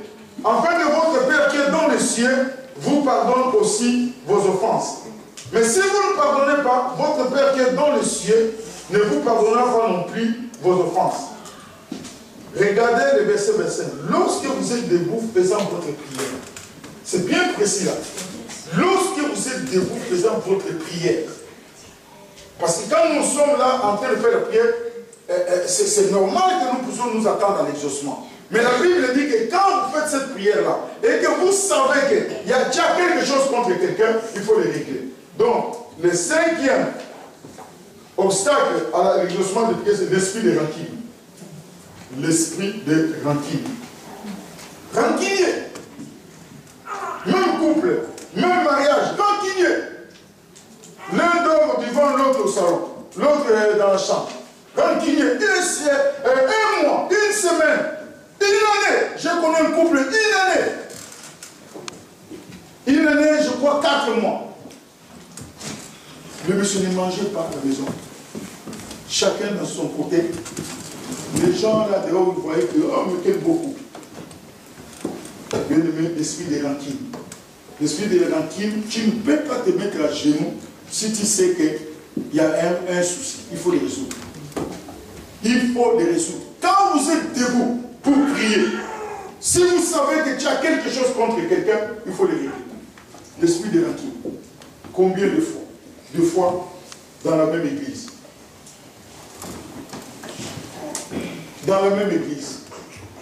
Peut-être que les gens du protocole ne se parlent pas. Peut-être les gens de l'intercession ne se parlent pas. Peut-être les gens de la loi ne se parlent pas. Peut-être les instrumentalistes ne se parlent pas. Peut-être tel couple ne se parle pas dans la même église. Bien aimé. Quand vous êtes debout pour prier, pense à Marc 11, 25. L'esprit de rancune bloque les prières. Il y a des gens que tu dois libérer aujourd'hui.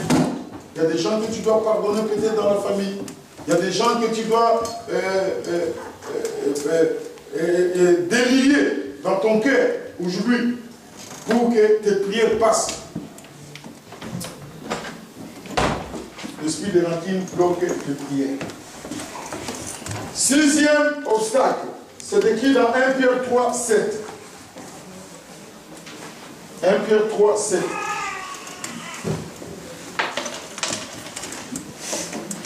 La Bible dit,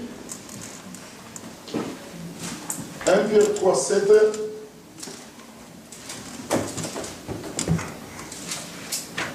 la Bible dit, Marie, montrez à votre tour de la sagesse dans vos rapports avec votre femme, comme avec un sexe plus faible. Honorez-la, comme devant aussi hériter avec vous de la grâce de la vie. Qu'il en soit ainsi. Écoutez la suite du verset. Qu'il en soit ainsi, afin que rien ne vienne faire obstacle à vos prières. Bien-aimés, les relations entre mari et femme, quand ça ne marche pas, la prière ne marchera pas. La prière ne marchera pas. L'apôtre Pierre le dit dans 1 Pierre 3, 7. Il dit que faites attention.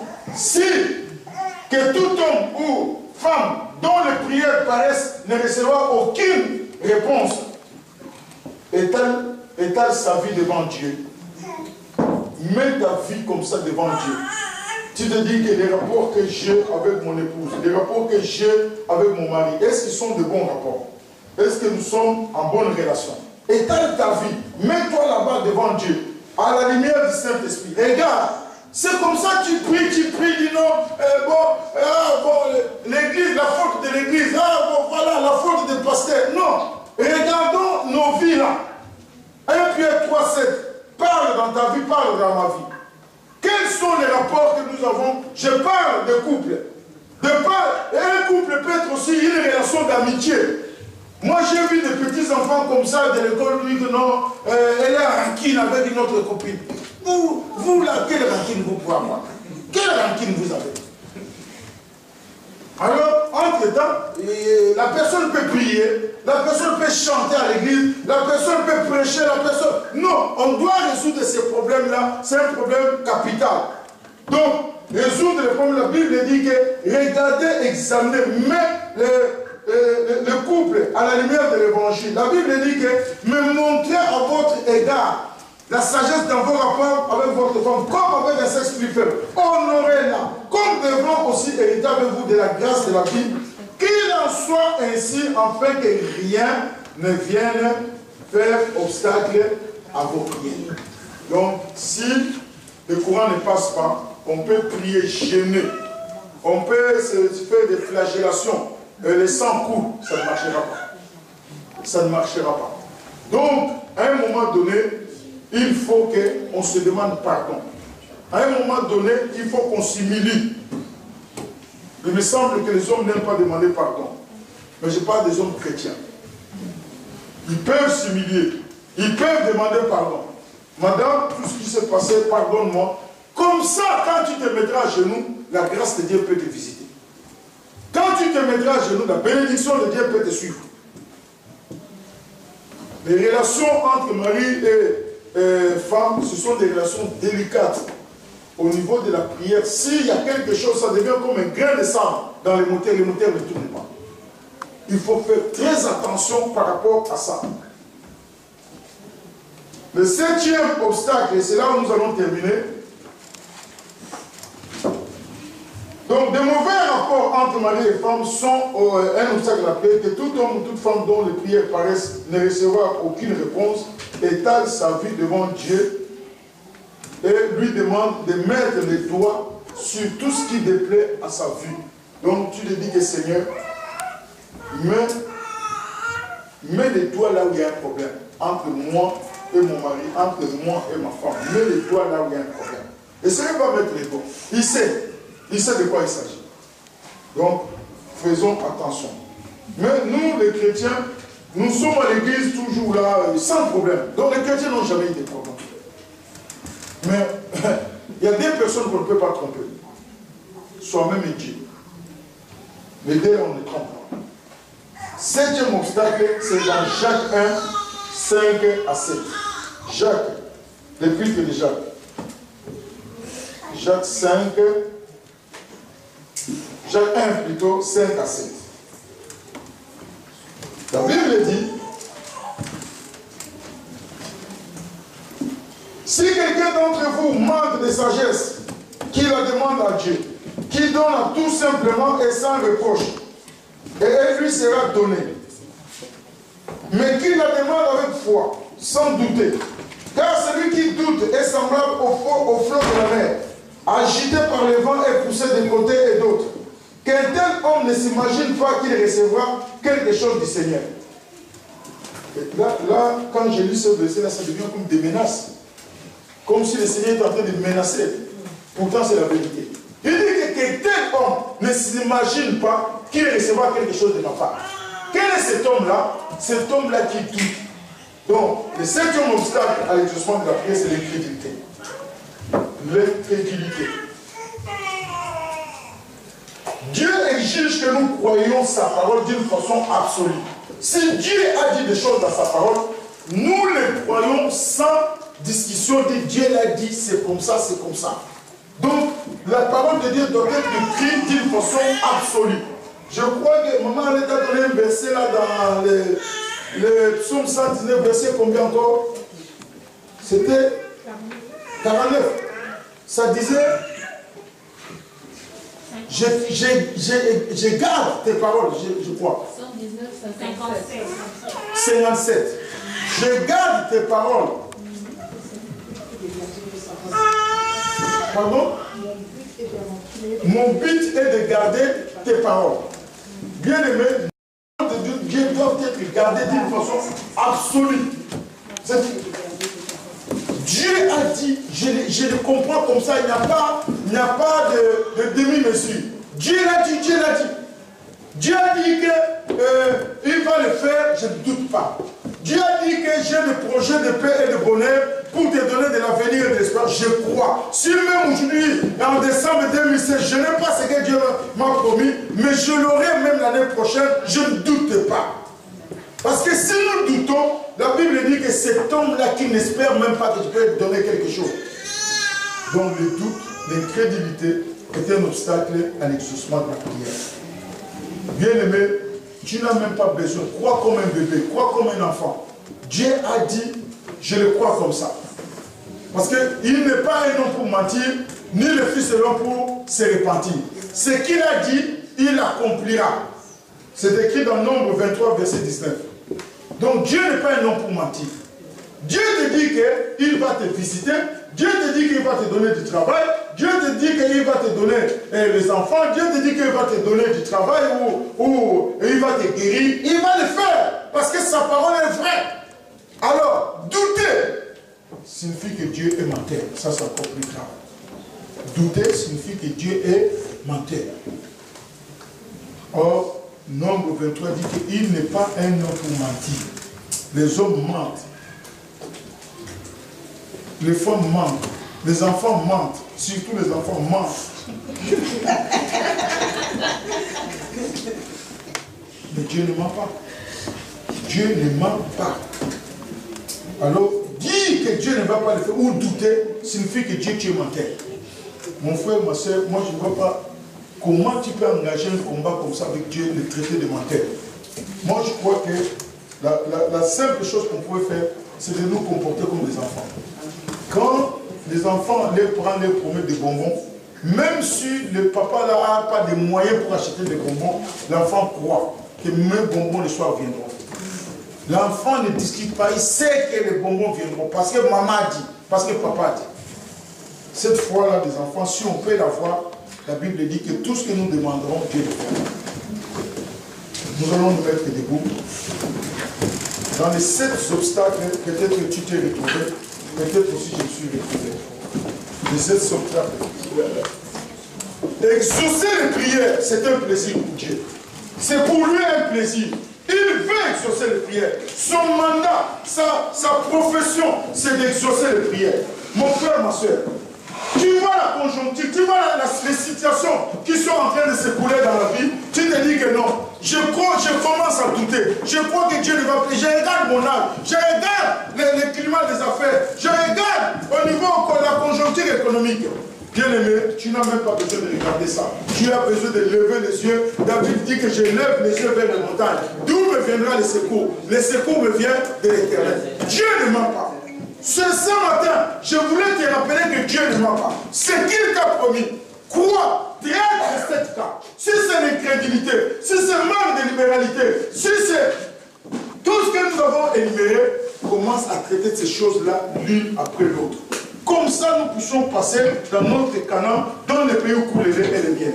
On ne peut pas continuer à rester, à vivre. Dieu, lui, n'est pas pressé parce que Dieu est éternel. Mais toi et moi, nous avons un laps de temps que nous devons vivre sur la terre. Nous ne vivons pas sur la terre éternellement. La volonté de Dieu parfaite est que nous puissions nous réjouir. Regarde, les choses que tu demandes, pour quelle motivation? Tu veux te comparer aux autres? Tu peux être comme les voisins? Tu veux être comme les enfants de la tante. Parce que tout le monde dans la famille de la tante a dit, bon, moi aussi j'étudie, il faut que je les dépasse même. Toutes les du côté de la tante ou de l'oncle, je vais les dépasser. Dieu dit que non, une femme brillante, un homme brillant, mais tu arrives aux examens de fin de l'année, tu échoues. Parce que Dieu a vu les motivations. Tu veux avoir ce diplôme-là pour dépasser les membres du côté de l'autre famille. Non, tu veux avoir le diplôme pour que Dieu soit glorifié. Les chrétiens étudient. Les chrétiens sont des gens sérieux. Les chrétiens sont des gens intelligents. Tu étudies pour que le nom de ton Père soit glorifié. Tu n'étudies pas pour les enfants, les cousins, les cousines, les neveux ou les nièces de qui que ce soit. Tu étudies pour que le nom de ton Dieu soit élevé. Tu achètes des maisons pour que le nom de ton Père soit élevé. Tu n'achètes pas les maisons à cause des voisins. Tu n'achètes pas les habits à cause des voisins, les voitures à cause des voisins. Et regarde les motivations. Pourquoi tu pries? Pourquoi tu demandes ces choses-là? Pourquoi? Alors quand nous aurons réglé les motivations qui nous poussent à demander ces choses-là au Seigneur, le Seigneur le fera. Mais je te conseille, je me conseille que nous puissions demander des choses qui vont glorifier notre Père. Nous allons nous baisser dans la prière. Bien-aimé, regarde dans les 7 obstacles. Si c'est l'incrédulité, commence à combattre l'incrédulité dans ta vie. Commence à croire. Si c'est l'égoïsme, commence à combattre l'égoïsme. Demandez pour son propre but. Échange de prières. Modifie ta prière. Seigneur, comme Anne a modifié, il a dit que Seigneur, cette fois-ci, si tu me donnes un enfant, je viens le laisser au temple. Cette fois-ci, Seigneur, je vais rentrer à la maison. Ma relation avec mon mari ne sera plus la même. Ma relation avec ma femme ne sera plus la même. Oh Seigneur, même voici, je suis là. Crie au Seigneur, parce que ces choses-là ne puissent plus te poursuivre. Si c'est un péchés. La Bible dit que la main de l'Éternel n'est pas courte. Ce sont vos péchés qui mettent la barrière entre lui et vous. C'est ce matin, je ne veux plus qu'il y ait de barrière entre ton père et toi. Il est l'heure de traiter cette barrière. Que la barrière tombe. Que cette barrière-là tombe et que tu puisses entrer dans ton canal, dans le pays où les lait et les biens. Tu n'as pas besoin de vivre tellement dans les défaites. Seigneur notre Dieu, nous voici, nous sommes là. Éternel Dieu de grâce, Dieu de faveur. Mon âme te bénit encore ce matin. Père éternel de l'étoile, papa. Toutes les motivations, Seigneur. Éternel de l'étoile, examine nos motivations. Examine, Seigneur de l'étoile. Et de pourquoi nous demander ces choses-là. Père, je sonde mon cœur. Sonde-moi. Éternel, prouve-moi. Et que je vois les motivations, Seigneur, de mes prières. Oh, éternel de l'étoile, papa. L'église est là devant toi. Éternel, touche encore, Seigneur de l'étoile. Touche nos prières. Viens visiter, Seigneur, nos prières. Dans les lieux secrets, quand nous prions, viens visiter nos rapports. Éternel, dans nos couples. Viens visiter, Seigneur de l'étoile, nos familles. Éternel, viens regarder, Seigneur de l'étoile, nos prières. Éternel de l'étoile, papa. Liquide toutes ces choses-là qui ne te glorifient pas. Éternel, brise toutes ces choses-là qui ne t'appartiennent pas. Nous voulons vivre une vie victorieuse. Nous voulons vivre une vie de vainqueur. Nous ne sommes pas des victimes, mais nous sommes victorieux. Éternel, nous ne sommes pas des défaitistes, mais nous sommes des vainqueurs. Et que Seigneur, chacun de nous puisse expérimenter la victoire dans un domaine de sa vie. Éternel, au nom de Jésus. Éternel, il y a des gens qui ont des projets d'acheter des véhicules. Éternel, pour que ces véhicules te glorifient, pour qu'ils se déplacent, Seigneur de l'étoile, pour gagner les gens, pour arriver à temps à l'église, pour aller au travail. Père éternel, glorifie-toi, Seigneur, dans ce demande. Père éternel de l'étoile, il y a des gens qui ont besoin d'avoir des enfants pour que les noms de leur Père soient glorifiés. Père, exauce ces prières au nom de Jésus. Éternel de l'étoile, les différents besoins de l'église. Nous ne voulons pas une église grande pour que nous puissions nous glorifier à Bruxelles, mais nous voulons que les gens quittent le monde pour que Seigneur puisse se réconcilier avec ton Fils Jésus, qui a payé un grand prix à la croix. Non seulement pour avoir une grande église où Seigneur nous serons orgueilleux, mais Seigneur avoir une grande église pour que les païens quittent les bars, ils quittent les casinos, qu'ils viennent louer à adorer le Seigneur avec les rachetés. Nous te bénissons, Seigneur. Que la grâce de Dieu, que la miséricorde de Dieu puisse nous accompagner. Seigneur, visite-nous dans nos prières, Seigneur, de gloire personnelle, dans nos maisons, Seigneur. Laisse que le Saint-Esprit de Dieu puisse, Seigneur, de gloire, papa, toucher nos cœurs, que nous ne soyons plus incrédules aux promesses de l'Éternel. Père, à toi la gloire, à toi la puissance, à toi la magnificence. Sois béni, Seigneur. C'est à ton nom, Seigneur Jésus, que nous avons ainsi prié. Amen. Amen. Amen. Amen. Amen. Et le Seigneur nous bénisse. Amen. Donc, examinons les 7 points à la maison et que le Seigneur puisse les traiter correctement.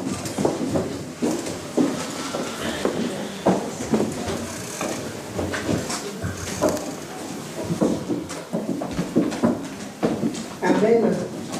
Les 7 obstacles à la prière. Amen. Je pense que chacun de nous va prendre la résolution de vraiment travailler sur ces 7 obstacles. Alléluia. Ça serait vraiment le comble de prier et de voir des obstacles empêcher que ces prières puissent pouvoir se réaliser. Alors que nous avons dépensé tant d'énergie dans nos prières. Alléluia, dans notre vie. Nous allons passer rapidement aux offrandes et aux communiqués. Amen. Nous prenons la parole de Dieu dans 1 Colossiens.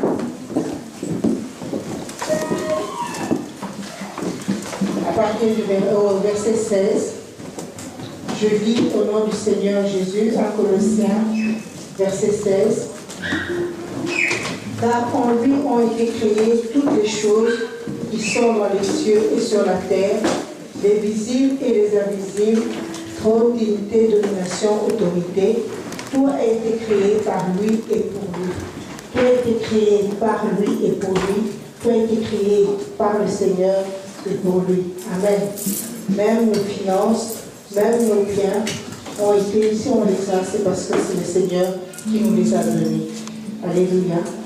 Et donc, la Bible nous dit de ne pas venir dans la maison du Seigneur les mains vides. Nous allons donc amener avec joie ce que nous avons réservé, que nous avons mis à part au début de la semaine, tel que la Bible nous le recommande, pour